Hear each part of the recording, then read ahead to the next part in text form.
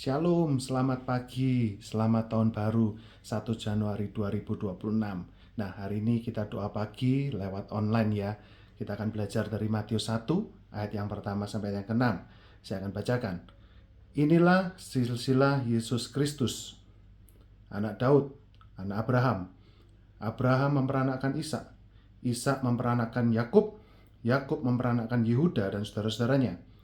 Yehuda memperanakkan Peres dan Zerah dari Tamar. Peres memperanakkan Hesron, Hesron memperanakkan Ram, Ram memperanakkan Aminadab, Aminadab memperanakkan Nahason, Nahason memperanakkan Salmon, Salmon memperanakkan Boas dari Rahab, Boas memperanakkan Obed dari Rut, Obed memperanakkan Isai, Isai memperanakkan Raja Daud, Daud memperanakkan Salomo dari istri Uria. Nah, setiap kita pasti punya masa lalu, baik yang buruk maupun yang baik. Entah kejadian buruk itu terjadi karena kesalahan kita, atau kita menjadi korban dari kesalahan orang lain, atau mungkin juga bukan kesalahan kita, bukan kesalahan orang lain, melainkan karena kondisi. Dan jika kita mengingat pengalaman itu, mungkin kita akan merasakan sakit, merasakan pahit. Nah, tetapi yang kita harus ingat bersama bahwa kita tidak akan pernah mungkin merubah masa lalu, dan Tuhan pun tidak akan merubah masa lalu kita. Bahkan mungkin ketika kita mengingat kejadian itu, ada mungkin rasa kecewa kepada Tuhan. Mengapa Tuhan tidak berbuat sesuatu supaya mencegah hal itu terjadi? Nah, tetapi ketika kita membaca silsilah dalam Matius 1, ada 4 tokoh perempuan yang dicatat dalam Alkitab yang mereka semua mengalami kejadian yang tidak mengenakan. Nah, hari ini kita akan bahas satu persatu dari 4 perempuan itu. Ada yang pertama, Tamar, Rahab, Rut, dan Batsheba. Yang pertama, Tamar. Siapakah Tamar? Tamar adalah istri dari Er atau anak dari Yehuda. Er ini bukan orang baik, bahkan dicatat jahat di mata Tuhan.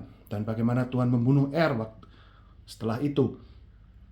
Bayangkan menjadi seorang istri dari seorang yang jahat. Mungkin setelah itu Er kemudian dibunuh oleh Tuhan. Oh, mungkin setelah ini kondisi akan menjadi lebih baik. Ternyata tidak. Pada zaman dahulu ada sebuah tradisi ketika suaminya meninggal tanpa meninggalkan keturunan, maka adik atau saudara dari yang meninggal harus meneruskan keturunan. Dan dia dinikahkan dengan Onan. Tetapi Onan juga nggak mau. Dia nggak mau untuk meneruskan keturunan kakaknya. Allah mengatakan bahwa apa yang diperbuat Onan adalah jahat, sehingga Onan kemudian mati juga. Tamar kemudian dipulangkan ke rumah orang tuanya karena Yehuda takut nanti kalau dikasihkan anaknya lagi, kemungkinan akan mati lagi. Nah, dari Tamar kemudian kita belajar bahwa Tamar tidak membiarkan kondisinya begitu saja. Dia berjuang, bahkan rela nyamar jadi pelacur untuk meneruskan keturunan dari Er. Nah, dari Tamar kita belajar bahwa dalam kesusahan yang diakibatkan oleh orang lain, yaitu mungkin suaminya, adik iparnya, mertuanya, perlu kegigihan dari kita untuk berjuang. Itu yang pertama. Yang kedua, kita belajar dari Rahab. Siapakah Rahab? Rahab adalah seorang Kanaan. Dia adalah seorang wanita sundal yang tinggal di tembok Yeriko. Nah, pada waktu 2 pengintai dari Israel datang, Rahab memutuskan untuk menyembunyikan mereka. Mengapa? Kalau kita belajar dari Yosua 2 ayat 9, berbunyi demikian. Dan berkata kepada orang-orang itu, aku tahu bahwa Tuhan telah memberikan negeri ini kepada kamu, dan bahwa kengerian terhadap kamu telah menghinggapi kami, dan segala penduduk negeri ini gemetar menghadapi kamu. Kita tahu dari ayat ini Rahab mempunyai iman. Dia mendengar bagaimana Tuhan membuat bahwa bangsa Israel bisa menyeberangi Laut Kolsom, terus kemudian bisa mengalahkan satu persatu bangsa yang besar, bangsa yang raksasa, sehingga ketika Rahab berada di tembok Yeriko, dia merasa ketakutan. Dan dia tahu bahwa Tuhan bekerja luar biasa. Dia memiliki iman kepada Tuhan. Nah, dari Rahab kita belajar, apapun latar belakang kita, bagaimanapun buruknya keadaan kita, Ketika kita memiliki iman yang benar, Tuhan pasti tolong, Tuhan pasti mengangkat. Itu yang kedua. Yang ketiga, Rut. Siapakah Rut? Rut adalah seorang perempuan Moab. Rut adalah menantu dari Elimelek dan Naomi. Nah, ketika menjadi seorang mantu, menjadi menikah, mendapatkan suami, orang yang berkecukupan, tentu saja itu menjadi impian seorang menantu. Hidupnya mungkin akan diangkat lebih enak lagi. Tetapi apa boleh buat? Kemudian suaminya meninggal, adik iparnya meninggal, tinggal 3 perempuan dalam satu rumah. Naomi, Rut, dan Orpa. Mereka bertiga, singkat cerita, dari yang berkecukupan harus terpuruk dan harus kembali ke Yerusalem, ke rumah mereka, ke bangsa Israel, tempat mereka berada. Nah, ada 2 pilihan yang dihadapi Rut. Apakah Rut mau kembali ke kehidupan lamanya? Mungkin secara manusia kembali ke kehidupan lama bahkan mungkin lebih enak. Sekarang harus tinggal bersama seorang janda. Belum tentu nanti ketika kembali ke Israel hidupnya akan enak. Bisa jadi tambah terpuruk. Tetapi Rut memutuskan untuk tetap berbakti kepada mertuanya. Dari Rut kita belajar bahwa kesetiaan dan bakti kita kepada orang tua dilihat dan diperhatikan Tuhan. Yang keempat adalah Batsheba.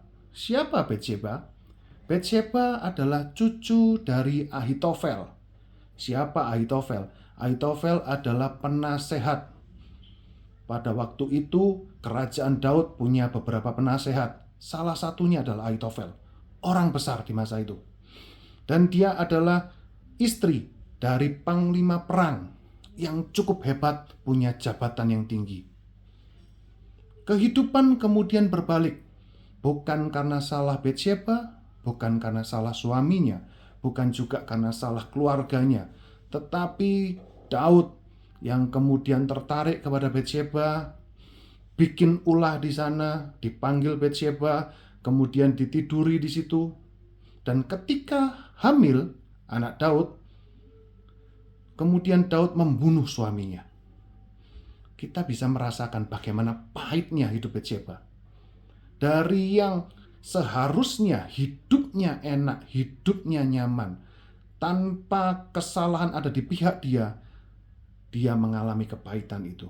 Tapi dari Batsheba kita belajar seorang wanita yang mampu mengampuni, mampu berdamai dengan keadaan.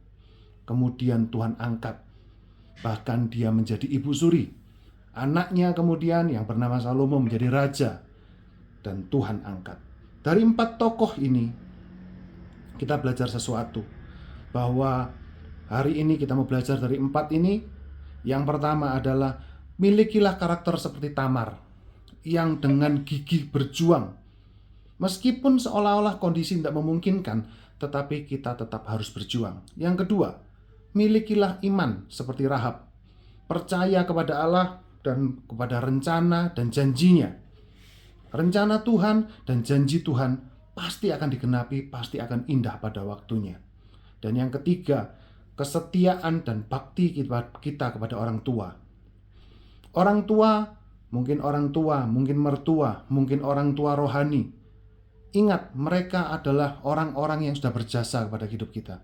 Jadi kita harus berbakti kepada mereka, seperti ada tertulis dalam Efesus 6 ayat 2-3. Hormatilah ayahmu dan ibumu.